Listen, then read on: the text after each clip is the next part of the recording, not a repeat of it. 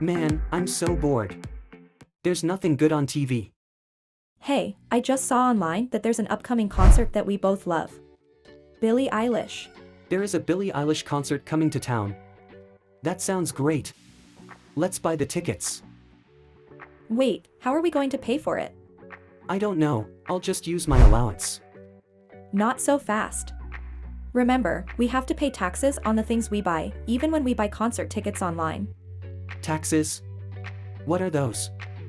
Taxes are like a fee that we have to pay to the government to help pay for things like schools, roads, and emergency services. Oh, so it's like a way for the government to get money from all of us? Exactly. But don't worry, it's not all bad. The government uses the money from taxes to help make our community a better place. You know how we all use roads, schools, and emergency services like fire departments and police? Taxes help pay for those things, so by chipping in, we can make our community better for everyone. Wow, I never thought about it like that. So, how do we pay taxes on concert tickets? Good question. We can pay taxes in different ways.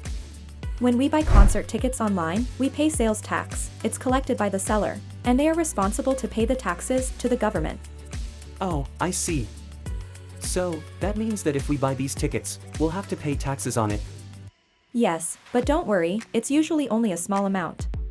And it's worth it for this amazing concert. Okay, let's buy them.